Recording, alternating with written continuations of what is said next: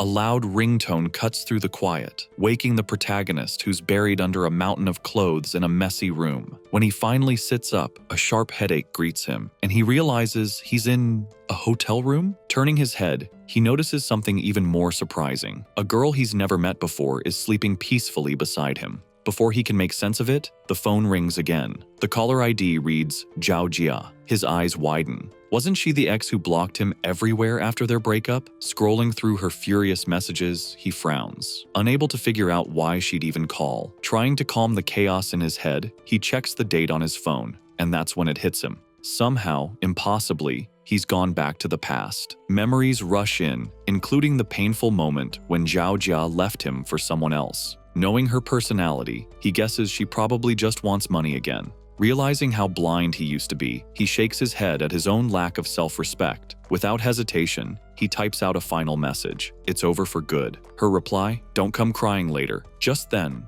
something extraordinary happens. A glowing blue screen appears in front of him. The Supreme Tycoon system has activated, and the system sweetens the deal with a starter pack. 10 million in cash, a luxury car, and a limitless shopping card. Moments later, his bank app confirms a 10 million deposit. He stares in disbelief at the alert. Still curious, he notices another feature, a friendship scanner. Testing it on the girl beside him, he sees her name, Xiao, with very high appearance and charm ratings. But one detail shocks him. The privacy value reads 1, meaning he's her first real partner. Slowly, fragments of memory return. The night his ex dumped him, he'd gone to a bar and met Xiao, who was also downcast. They ended up together, but her friendship level had been low since she wasn't in the best state of mind. His sighs wake Xiao, who teases him for looking like a sad romantic hero. He denies it with a confident smile, and instead tells her he only regrets not meeting her sooner. His sincere words make the system reward him with a new special ability card.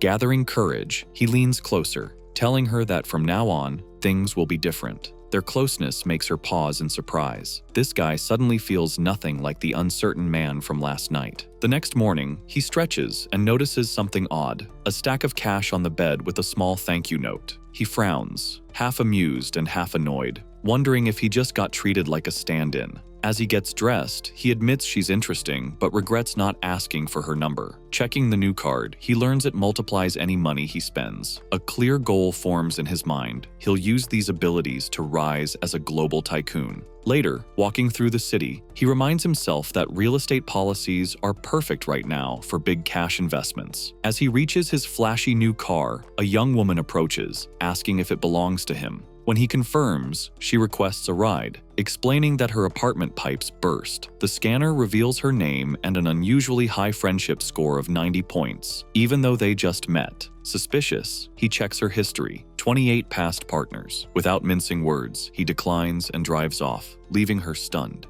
Nearby, an old plumber overhears and offers to help fix her pipes, boasting 30 years of experience. The girl, misunderstanding completely, calls him creepy and storms off. The poor man stands baffled. He's an actual licensed plumber. Onlookers chuckle until another passerby explains the misunderstanding. Realizing it, the plumber shakes his head in disbelief, muttering about how unpredictable young people can be these days. Meanwhile, the girl adjusts her shoe, muttering about her bad luck before walking away. Across the street, two real estate agents notice the protagonist approaching. The older one, thinking he's just another wealthy young man showing off, waves the rookie forward. "Go on, take this one. It'll be good practice," he says, lighting a cigarette. The rookie, a polite young woman named Jia, hurries over and introduces herself with a professional smile. "Welcome, sir. How can I help you today?" The protagonist gets straight to the point. "Show me some properties." Surprised by his directness, Xia leads him inside and begins with small, furnished apartments, her agency's best sellers.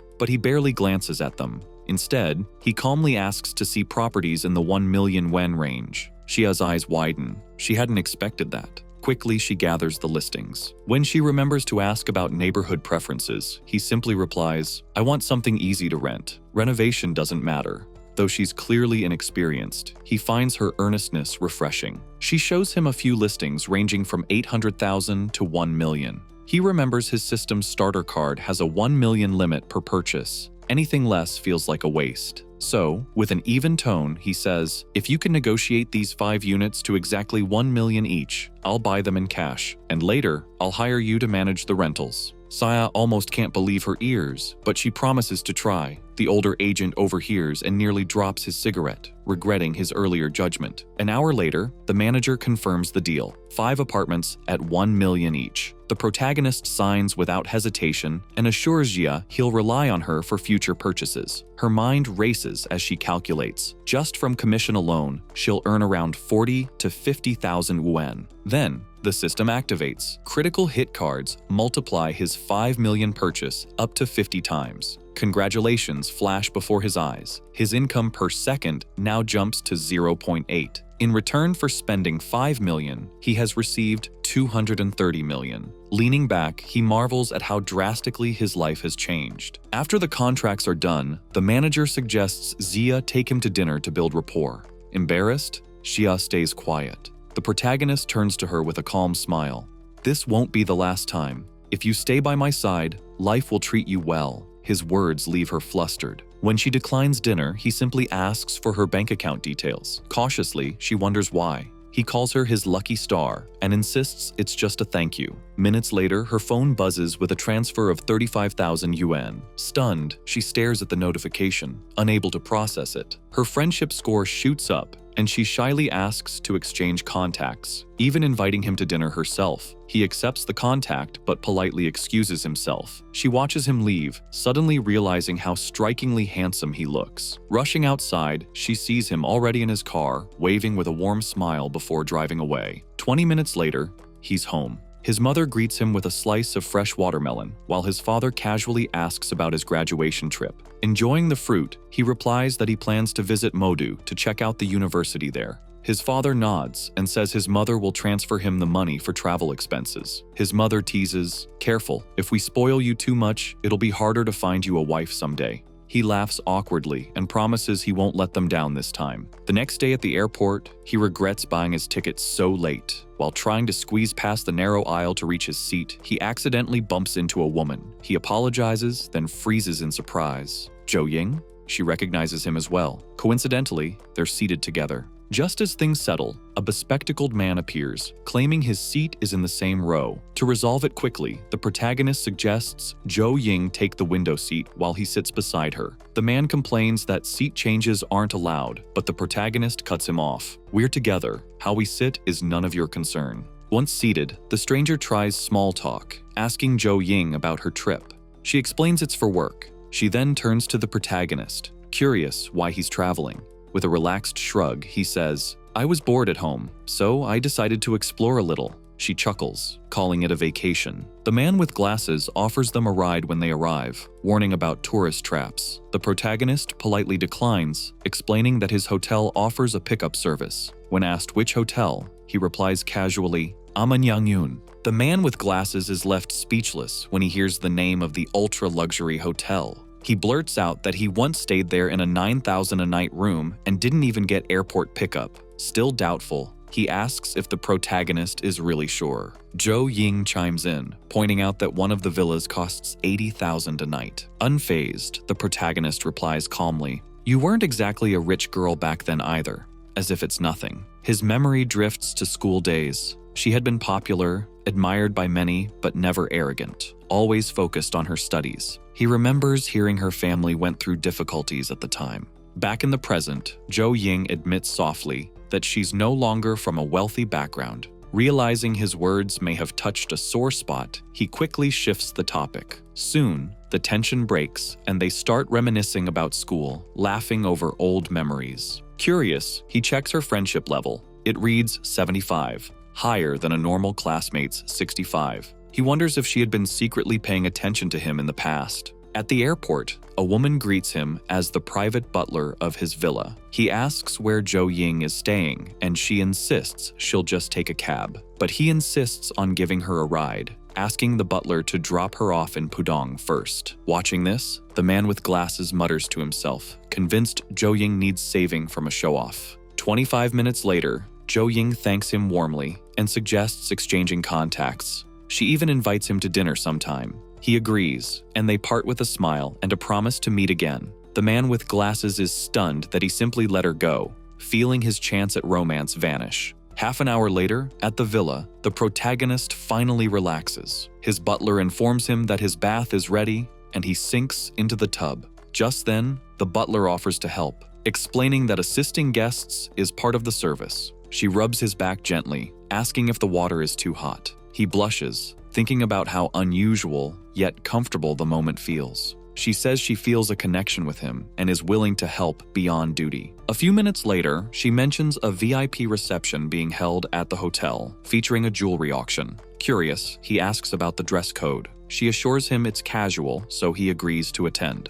At the event, the host announces his arrival with a titanium card, drawing attention. The butler excuses herself, wishing him a wonderful evening. Inside, the atmosphere buzzes as the auctioneer presents the next item, a rare gold watch starting at 15 million yuan. Knowing its future value will soar to 25 million, the protagonist raises his paddle with confidence at 15.5 million. Another bidder, number 8, pushes it to 16 million. Gasps ripple through the room as the bids climb. After a heated contest, the hammer falls. He secures the watch for 18 million. Two young men approach afterward, introducing themselves as Wang Zheng and Qin Fen, wealthy locals from Modu.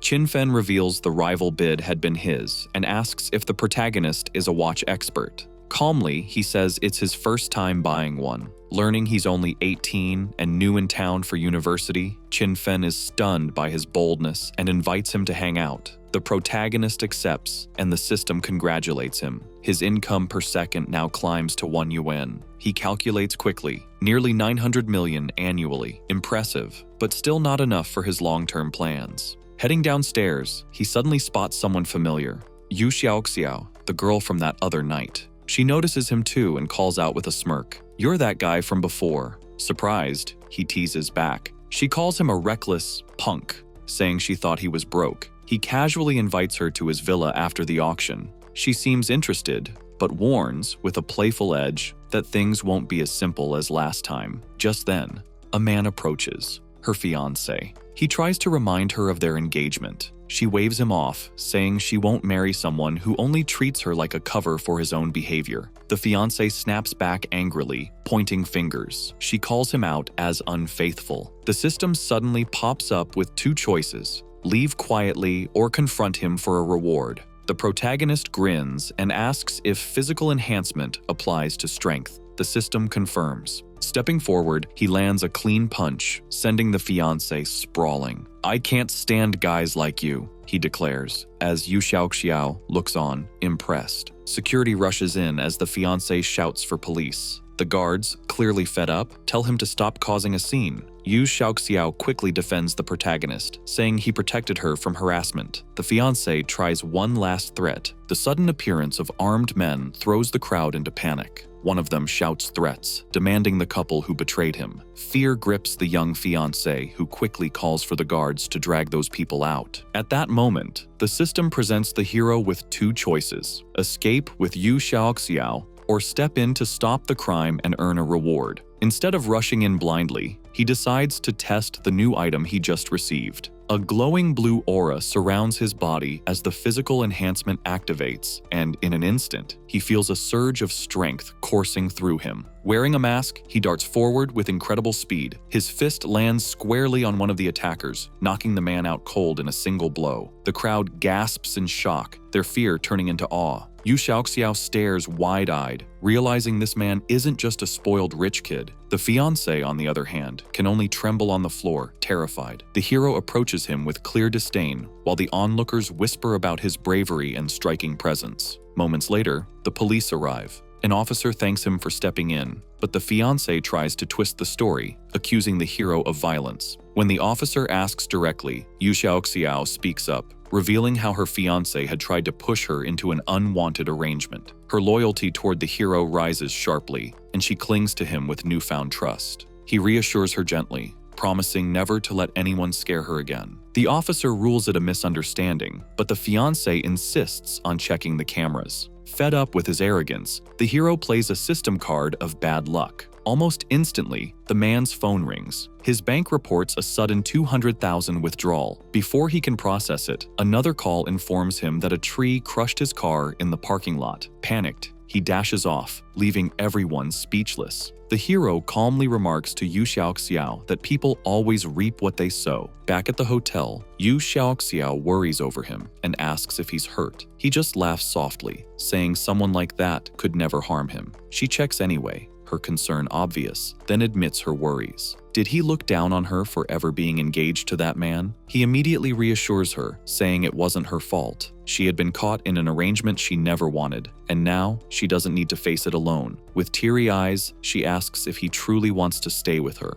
He promises he does, and vows to treat her well. The next morning, two hotel maids gossip as they clean, joking lightly about what a whirlwind the night must have been. Later at breakfast, Xiao sits across from him as he scrolls through his phone. He shows her a post of a luxury watch, then mischievously asks if he can take a picture of her legs to celebrate his birthday. Startled, she asks if it's really his birthday. He chuckles and explains the reason, and though shy, she agrees, striking a graceful pose. He takes the shot, thinking to himself that while cars may be fast, this gift feels even better. Posting it online, his friends immediately react with envy and admiration at what they call his coming-of-age celebration. Not long after, he heads to a dealership where a saleswoman eagerly greets him. As she shows him around, an older man nearby pressures a young actress into accepting a car as a gift. The girl, Su-won, someone who will one day be famous, politely refuses, clearly uncomfortable with his persistence. When she still resists, the man tries to corner her, threatening to cancel her investment if she doesn't comply. The system triggers a special mission: help Su-won escape this situation.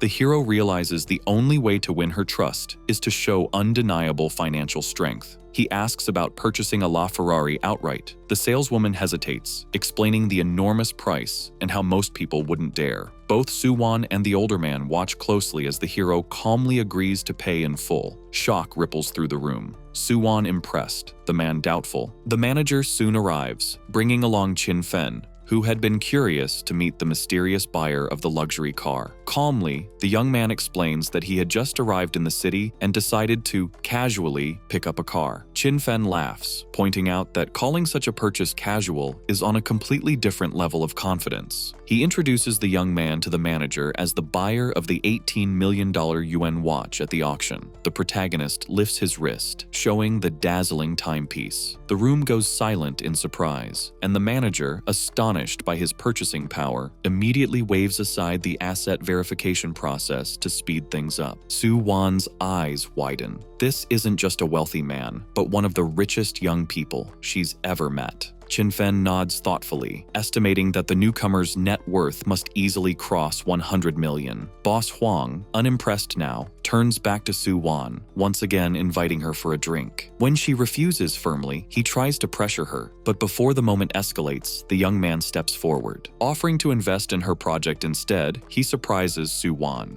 Unsure if he's serious, she asks again, but his calm smile confirms it. They exchange contacts and agree to discuss the details the following day. When he asks the manager about delivery time, he's disappointed to hear it will take a year. Chin-fen quickly suggests attending a car show instead, where he could buy and drive one home immediately. Later that evening, at a restaurant, Xiao greets him in an elegant dress, her smile bright as she leads him to the table. She recommends the crab roe rice, calling it the special dish of the house. The table is filled with delicious food, but he leans closer with a teasing grin and says that, despite all the options, the only thing he wants is her company, but jokingly requests that she call him by a more affectionate nickname. With a shy kiss, she calls him hubby, and he relents, pleased with her warmth. She praises him, and the young man brings up Su-won. Xiao looks surprised, asking if he likes the actress from her company. He denies it, clarifying that his interest lies in Su-won's artistic potential. Xiao explains that the company doesn't value Su-won, but admits she has talent. Offering to help, she reassures him she won't be jealous if he wants to support the actress. He then reveals his plan to sign her and invest in her career. Though Xiao explains the costs, he assures her he can cover everything and even wants her to run operations. She refuses ownership shares, preferring just a good salary, and he affectionately calls her silly, reminding her they don't need to stand on formality anymore. As they talk, she suddenly grows emotional, tears welling as she thanks him for showing her what it feels like to truly care for someone. Before he can respond,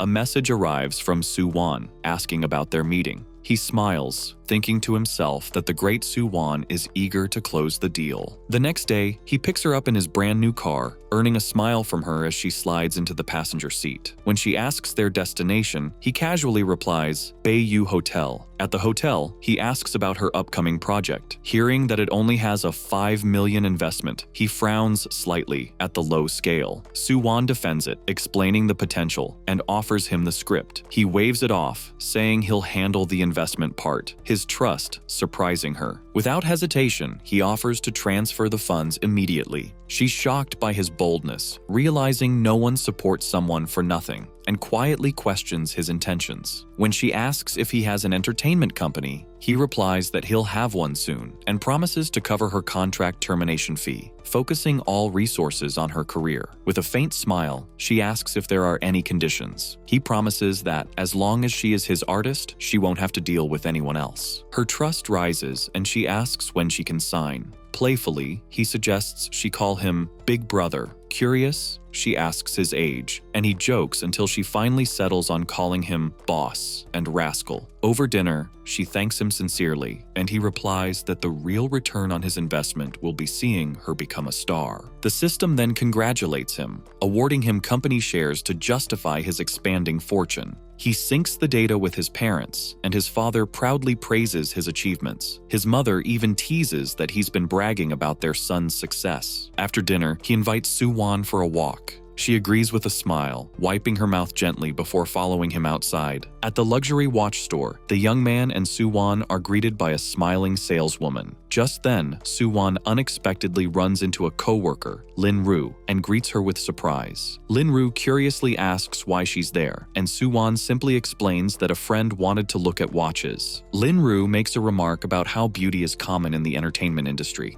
At that moment, the system flashes Lin-ru's stats, and the protagonist is impressed by her high privacy value, proof that she's a popular star. Lin-ru's companion then asks who the young man is. Su-won introduces him politely as a friend, while the man introduces himself as an investor and offers his card. The protagonist then asks to see both men's and women's watches. Calmly, he requests to see women's models starting at 500,000 yen, explaining that he wants to buy a gift for his mother. Lin-ru nearly chokes, shocked at him calling such an expensive piece cheap. Su-won, however, hides a smile, watching her colleague's arrogance waver at his casual confidence. The system suddenly issues a random mission: give Su-won a watch as a gift. She quickly refuses, saying she'll buy one herself when she earns enough. Lin-ru scoffs, convinced the pair are just showing off. The salesman begins showing different models, and one is slipped onto the protagonist's wrist. The salesman praises how naturally it suits him, and he asks Su-won's opinion. She blushes slightly, adjusting the strap for him and saying it doesn't look bad at all.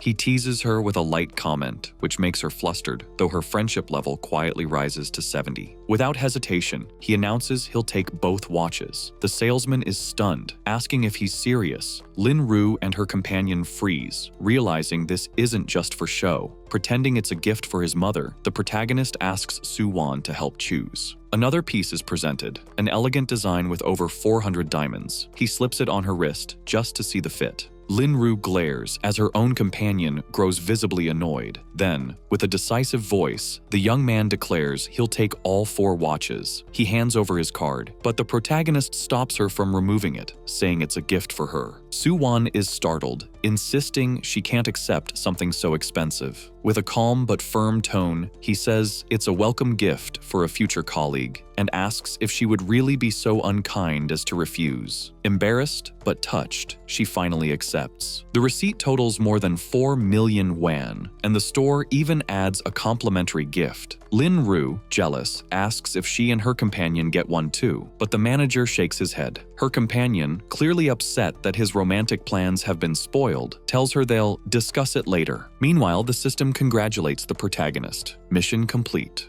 As a bonus, he receives triple what he spent back in his account, over 8 million. On the way out, he casually asks Suwon what kind of handbags she likes. Flustered, she tells him to stop buying her things. Undeterred, he asks the saleswoman about the most popular styles. Without hesitation, he swipes his card for 2 models worth 120,000 won. The purchase makes him a store member on the spot. Suwon, cheeks red, can't believe his generosity. Half an hour later, sitting in his car, she thanks him sincerely and invites him over for a drink. He jokes about needing to protect himself from girls who might take advantage of young men after a few sips, and she calls him conceited. He laughs it off, thanks her for the company, and gently tells her to rest early. She steps out, realizing he had no ulterior motives, and her friendship level quietly climbs to 80. Alone, he thinks about how quickly her trust is rising, and how soon she'll truly be by his side. Later that evening, back at his hotel, a woman greets him and says his bath is ready. Relaxing in the pool, he asks her to open a bottle of champagne.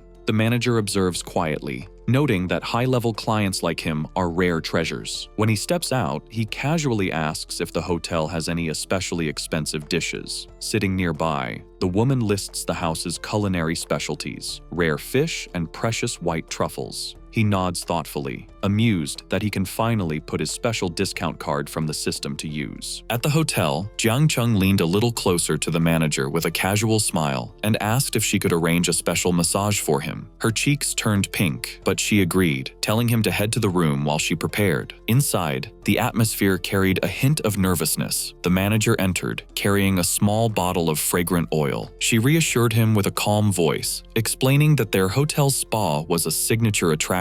At her instruction, he closed his eyes and relaxed as she began the massage on his back. Jiang Cheng couldn't help but blush at the situation, wondering if he was reading too much into it. Before leaving, she mentioned she had to prepare the car for the upcoming auto show. The next day, the scene shifted to the buzzing auto show, flashing cameras, polished supercars, and crowds everywhere. Jiang Cheng walked in looking sharp, glancing at the displays with mild amusement. To him, even the priciest cars seemed like pocket change. He muttered with a smirk, "Only 2.2 million? That's it?" Just then, familiar voices reached his ears. He turned and spotted some of his old classmates. Among them was Zhou Ying, now a model, posing gracefully beside a sleek white sports car while photographers swarmed around her. His classmates gathered, surprised to see him. From their chatter, Jiang Cheng quickly realized they had planned a reunion trip and left him out. The annoyance flickered across his face. Still, he greeted them coolly. A girl with pink hair stepped up, asking what he had been doing in Shanghai. Cutting through the small talk, Jiang Cheng asked directly if they were there to buy a car. One of the girls laughed nervously, admitting they were only there to look. Another classmate, trying to impress Zhou Ying, jumped in boasting about supercar specs and their staggering prices. Jiang Cheng didn't miss a beat. "Funny you know so much about a car you can't actually buy." That one line left the guy speechless. Zhou Ying, embarrassed, excused herself since she was on the job, but her classmate pushed, asking her to show him cars anyway. Jiang Cheng cut him off with a teasing jab, asking Zhou Ying if buying the car came with her included. She gave him a look, thinking he was joking, but he doubled down with a serious tone. The argument grew heated until the manager stepped in, scolding Zhou Ying for chatting during work. Jiang Cheng quickly turned the blame on his boastful classmate, who, red-faced, challenged him to prove himself by actually buying the car. Without hesitation, Jiang Cheng agreed. Spotting the expensive watch on his wrist, the manager's attitude shifted instantly, even offering a complimentary gift if the purchase went through. Jiang Cheng calmly pulled out his black credit card and said, "Run the full amount, one payment." The card machine beeped, payment approved. Over 8 million gone in an instant. His classmates stood frozen, jaws on the floor. The manager ushered him into the VIP lounge, instructing Zhou Ying to take special care of their newest top client. Watching helplessly, Jiang Cheng's rival realized he had just embarrassed himself completely. The green-haired guy was the first to speak, pointing out that back in school, our boy always kept such a low profile. No one would have guessed he came from such wealth. Sensing her chance, the girl in pink leaned forward with a playful smile. "Jiang Cheng, can I get a ride in your new Ferrari?" Her words boosted her friendship stats to 95 on the spot. But before she could bask in the moment, the girl with glasses adjusted her frames and cut in. "A Ferrari only has 2 seats. Where exactly would you sit?" Not ready to back down,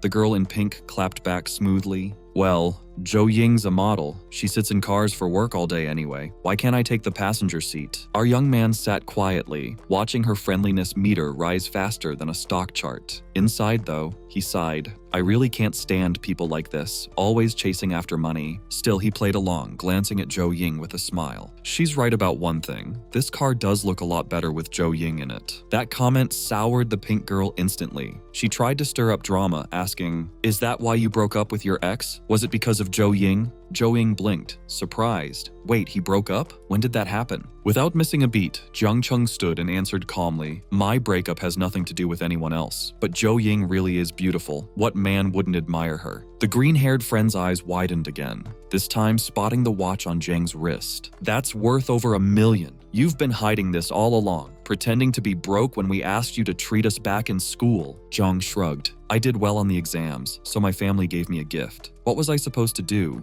Refuse?" Annoyed, the rival quickly changed the subject. "It's late. We should head out for dinner before traffic gets bad." But the girl in pink wasn't finished. "Jiang Cheng, want to come to the mall with me later?" He smiled politely and shook his head. "Sorry, I already have plans tonight, but when we're back in our hometown, we can catch up." She accepted with a grin. "Deal. Just message me when you're back." Before leaving, Jiang turned to Zhou Ying. "You should get back to work. We can hang out another time since we're classmates." Then, as he strolled through the showroom, a saleswoman approached eagerly. "Sir, are you interested in anything else?" she asked, pointing to another luxury car nearby. Jiang pictured the scene, someone he cared for riding in it, sunlight streaming through the window. This one's perfect, he thought. "How much?" he asked. 9.5 million, she replied, then quickly added, "and will include 3 years of free maintenance." "Done. I'll take it," Jiang said, cutting her off. She offered to arrange a grand delivery ceremony, but he shook his head. "No need. It's a gift. Just deliver it to the address I'll send later." Not far away, a pink-haired streamer was live streaming in front of the very car he had just bought. "Look at this beauty. Whoever gifts a car like this is bound to win true love instantly," she declared to her followers. Then she spotted Jiang Cheng and turned her camera toward him. 3,000 likes, and I'll interview this handsome guy live." Before she could make her move, a staff member walked up. "Miss, are you placing an order or just browsing?" Caught off guard, the streamer stammered, "I just wanted to look." "In that case," the employee said politely but firmly, "please show proof of assets to remain in this section." Flustered, the streamer pointed at Jiang Cheng. "He didn't show anything. Why should I?" The staff replied, "He's already a verified client. That's the difference." Embarrassed, the streamer fell silent as her viewers filled the chat with jokes and sympathy. From across the room, Zhou Ying quietly watched Jiang Cheng, stunned. "He's already spent 20 million in less than half an hour. Even if nothing had gone wrong with my family, we could never spend money like this." 2 hours later, the manager personally handed him the keys. "Mr. Jiang, about the license plate. Would you like to choose a number?" Jiang frowned slightly. That might be tricky in this city, but just then, his system chimed in. "Special plate AJC 111 has been issued." An employee hurried over with documents to confirm it. The manager's eyes nearly popped out of his head. A custom plate like that wasn't something ordinary people could get. Jiang simply smiled. "Don't overthink it. I just reserved a number early, that's all." The manager nodded respectfully, though deep down he didn't believe it. Soon after, a mechanic returned with the new plate already installed. The staff all treated him with extra care, whispering about how he must be connected to someone powerful. Just then, Zhou Ying approached, her shift finally over. "Thanks for everything today," she said softly. "Since I'm free now, how about I treat you to dinner?" Before Jiang could answer, his phone rang. "Hello?" On the other end was his friend, crying miserably. "Jiang Cheng, she broke up with me. Please come have a drink with me. I can't handle this." Jiang froze, shocked. With a helpless sigh, Jiang turned back to Zhou Ying. "We'll go another time," she smiled kindly. "No problem." Arriving at the bar, our guy spots his green-haired friend sitting alone with a drink. He teases him, asking if he's still planning to jump in the river like he said before. The green-haired friend groans, admitting he feels completely played. The girl he liked was just using him. He explains that when the other guy stepped out to the restroom, she followed, and that's when his heart sank. Already tired of all the drama, our main character tells him to just get to the point. With a heavy sigh, the green-haired friend confesses that he followed them and caught them together in the hallway. Completely crushed, he begs his buddy not to be so harsh when the protagonist points out they were never really a couple to begin with. Trying to lighten the mood, our guy tells him the girl isn't worth it anyway, and that it's better to just let the other man have her. He even admits he'd heard rumors her personal life was a mess, and he had tried to warn him before. To wash it all away, he raises his glass and suggests a toast. An hour later, he helps his tipsy friend into a taxi. Slurring a bit, the green-haired buddy promises he'll always have his back. With that done, our protagonist calls for a private driver and waits by his new sports car. Just then, a woman approaches, accusing him of leaning against her boyfriend's car and warning he could never afford to pay for a scratch. With a confident smirk, he simply unlocks the car with his key fob. Shocked, the woman asks why he looks so much like her boyfriend. He fires back with a playful line, and she ends up laughing, complimenting his voice and joking that he probably drives the car with one hand. Before the awkward moment can stretch, the driver he called finally shows up, and it's none other than the streamer from earlier, phone in hand, live streaming while working. Her viewers instantly recognize him from the auto show, filling the chat with excitement. He jokes that she'll need to pay if she wants his picture, even snatching her phone for a moment. Flustered, she apologizes and explains she drives at night to make ends meet. Excited, she asks to film his car for her stream, which he agrees to. When he hands her the keys, she assures him she's handled plenty of supercars before, though the system quietly reveals her real profile, showing she's just a regular driver. As they speed off, the chat goes wild watching her behind the wheel. Nervous but thrilled, she tells her viewers she has to focus, while he privately notices how little she actually earns despite her popularity. He even suggests she'd probably make more money driving full-time. Curious, she asks why the auto show manager treated him like royalty earlier. He casually reveals it's because he bought another car that same day. Her jaw drops at the casual confession, admiration clear on her face. By the time they arrive, she hands back the keys with a huge smile when he compliments her driving. Playfully, she asks what kind of streams he usually watches. With a grin, he says he likes watching pretty girls. Blushing, she hints that maybe she could be his favorite streamer if he gave her a little support. He jokes back about never hearing of a free donation account, leaving her embarrassed but still smiling. Finally, she shyly suggests he come in for a glass of water. Realizing she's trying to spin this into content for her stream, he teases her. Flustered, her face goes red, and she's left speechless, feeling like she stumbled right into the middle of a scene from a novel.